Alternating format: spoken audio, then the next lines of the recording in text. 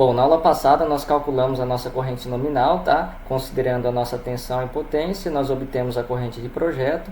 Porém, a NBR 5410, ela traz para a gente que nós devemos considerar o fator de agrupamento e o fator de temperatura. O que seria esse fator de correção de temperatura e fator de correção para agrupamento? É muito simples.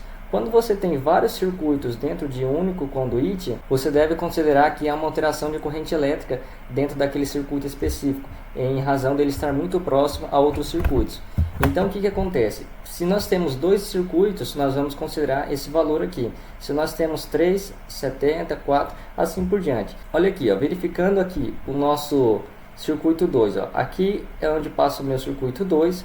E o circuito 1, aqui passa também o 8 e o 9. Ó. Pode ver que ele está indo lá para o meu quadro de distribuição. Então, você sempre vai verificar a parte onde tem a maior incidência de circuito.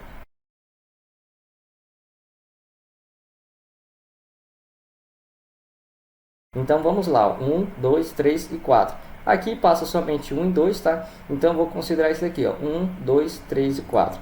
4 circuitos, voltando para lá, olha só, para 4 circuitos eu vou considerar o meu fator de correção 0,65. Então eu volto lá para o Excel, agrupamento, tá? Eu vou colocar aqui 0,65.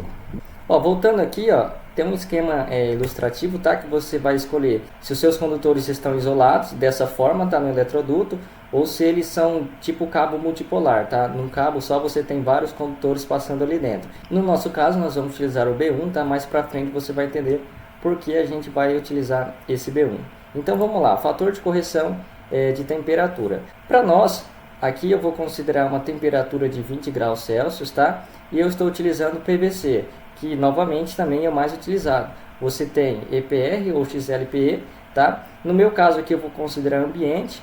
Se você for dimensionar um conduíte que está passando no solo, você usa essa parte aqui da tabela. Então eu vou considerar 20 graus Celsius, tá? E PVC 1,12. Coloco aqui, ó, fator de temperatura 1,12. Beleza. Olha, então para fazer o cálculo da corrente de projeto corrigida é muito simples, tá? Nós vamos fazer a divisão da corrente de projeto pelo fator de correção de agrupamento multiplicado pelo fator de correção de temperatura. Então vamos lá, ó. Eu vou pegar a minha corrente de projeto, que é esse valor aqui, ó, corrente de projeto, tá? Então aqui nessa célula eu já vou fazer a correção, ó, igual, ou seja, recebe o valor da minha corrente de projeto, tá? Dividido, aí eu vou abrir um parênteses aqui, tá bom?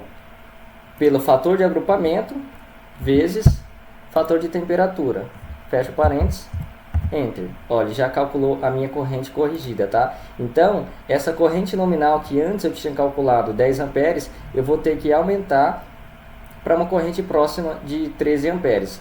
Olha só, a mais próxima aqui, tá? Vai ser 16 amperes. Então, eu volto lá para o Excel e coloco aqui a corrente nominal 16 amperes. Você viu que deu uma diferença, 16 para 10 amperes é uma boa diferença, tá? Então, por isso você deve considerar o fator de temperatura e o fator de agrupamento. Se eu estivesse utilizando aquela corrente nominal antiga de 10 amperes, com certeza eu ia ter problemas aí no dimensionamento do meu circuito.